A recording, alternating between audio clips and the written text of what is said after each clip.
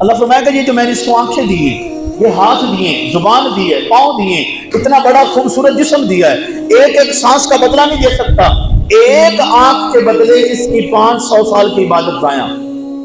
کتنی جی؟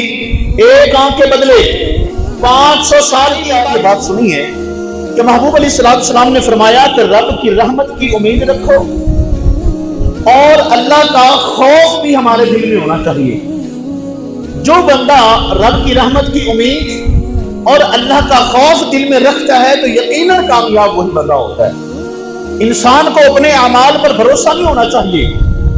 بڑی عبادتیں کرنے والے شخص یہ نہ سمجھیں کہ میں لمبی لمبی عبادتیں کرتا ہوں، بہت زیادہ میں رب کی راہ میں خرچ کرتا ہوں، ہر سال میں عمرہ حج کرتا ہوں، ہر بندے کا میں لحاظ کرتا ہوں، بڑے اعمال میرے پاس ہیں، بڑے بڑے میرے پاس نیکیاں موجود ہیں، میرے نیکیوں کے اعمال ذخیرے زیادہ ہیں۔ یہ نہ سمجھے، بس یہی سمجھے کہ میں رب کی رحمت پر امید رکھ کر رب کی رضا کی خاطر یہ عمل کر رہا ہوں، یہ کام کر رہا ہوں۔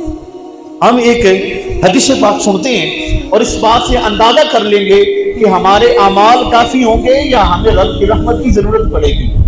سیدنا جابر رضی اللہ تعالی عنہ ارشاد فرماتے ہیں کہ رسول اللہ صلی اللہ علیہ وسلم ہمارے پاس تشریف لائے اور محبوب علیہ السلام نے آ کر ارشاد فرمایا کہ میرے پاس میرے خلیل جبریل امین علیہ السلام آئے ہیں اور آ کر انہوں نے کہا ہے کہ اے محمد صلی اللہ علیہ وسلم، جب بھی میرے محبوب کا نام آئے تو درود پاک پڑھا کریں۔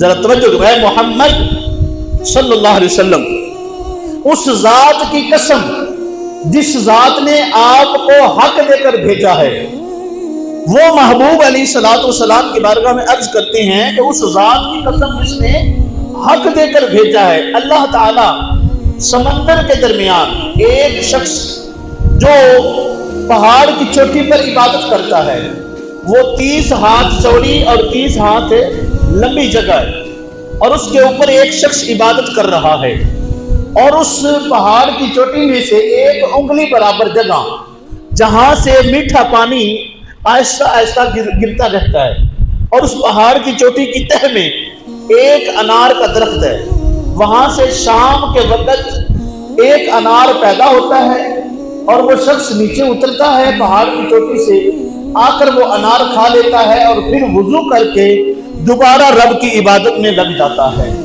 اور یہ عمل وہ کوئی 10 سال 20 سال 60 سال جتنی آج کی ہماری زندگی ہے، یا زیادہ سے زیادہ 100 سال نہیں، بلکہ وہ شخص 500 سال تک یہ عمل کرتا ہے۔ آپ اس بات کا اندازہ لگا سکتے ہیں کہ اللہ نے جو ہمیں نعمتیں عطا فرمائی ہیں، یہ نعمتوں کا اگر اللہ نے حساب لینا چاہا تو ہم اس ایک ایک نعمت کا حساب نہیں دے سکتے، مگر رب کی رحمت سے ہم کامیاب ضرور ہو سکتے ہیں۔ ایک ایک نعمت کا ہم اگر 500 سال عبادت اگر دینا پڑے تو ہم دے نہیں سکتے۔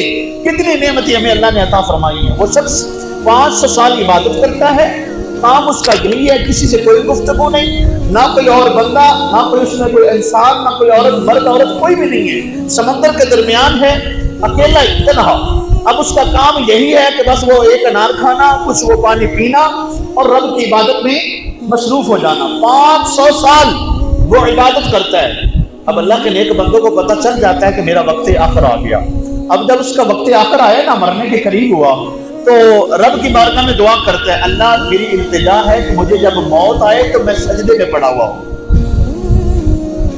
یہ جبریل امین علیہ السلام محبوب کی بارگاہ میں عرض کر رہے ہیں، تو محبوب علیہ السلام کے بارے میں جب یہ باتیں بتا رہے ہیں تو جبریل امین نے عرض کیا، یا رسول اللہ، اس بندے کو سجدے کی حالت میں موت آئی، جو اس نے دعا مانگی تھی، سجدے کی حالت میں موت آئی، پھر وہ جب اٹھایا جائے گا تو سجدے کی حالت میں اٹھایا جائے گا، کیونکہ حضور علیہ السلام نے فرمایا کہ جو بندہ جس حال میں مرتا ہے اسی حال میں اٹھایا جائے گا۔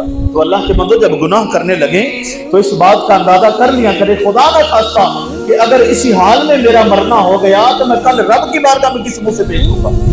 اب اس بندے کا سجدے میں موت ہوئی اور سجدے میں جب وہ اٹھا گیا، اللہ نے فرمایا اس کا حساب کتاب کیا جائے۔ اب توجہ کیجیے گا، وہ شخص جس نے کوئی گناہ نہیں کیا، 500 سال تک عبادت کی، اللہ اور اس کے رسولوں کی نافرمانی نہیں کی، رب کی عبادت کی، ہر عمل بجا لایا، ہر حکم پر عمل کیا، 500 سال عبادت کی، اللہ نے حساب کتاب لینا چاہا تو اللہ نے فرمایا کہ جناب اس کو میری رحمت سے کیا جی؟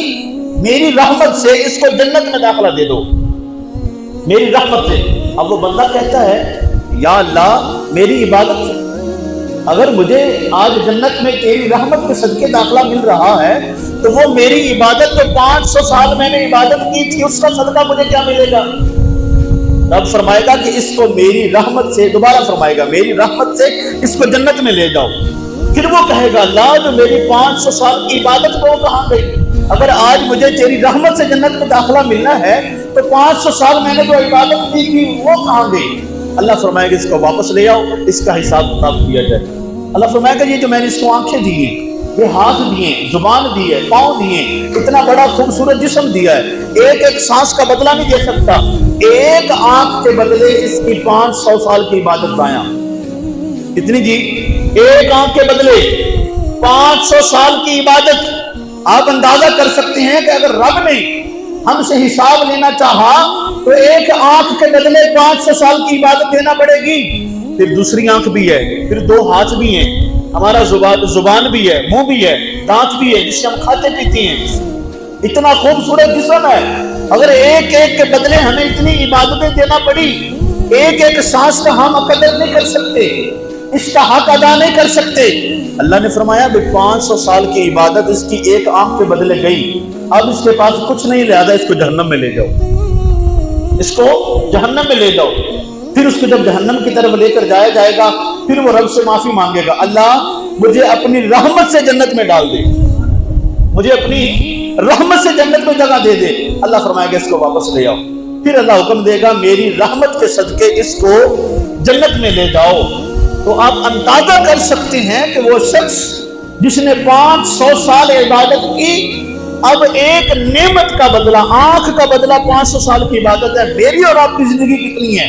اگر ہم سے رب نے سوال کر لیا بھی اتنی سانسیں تجھے دی تھی، آنکھ بھی تجھے دی تھی، آنکھ بھی سلامت تھے، اور تو نے ان آنکھوں کا بدلہ کیا دیا؟ ہاتھوں کا بدلہ کیا دیا؟ کیا ان جسمانی اعضاء کا ہم حق ادا نہیں کر سکتے تو وہ نعمتیں جو ہم اتنے سال کھا رہے ہیں، جو پی رہے ہیں، تو ان نعمتوں کا حق ہم ادا کیسے کر سکتے ہیں؟ اب اس بات کا اندازہ کریں، 500 سال کے طویل عرصے تک مسلسل عبادت کرنے والے اس نیک شخص کے ساتھ بھی جب اللہ تعالیٰ عدل فرمانے پر آیا تو وہ شخص جہنم کا حقدار بنا۔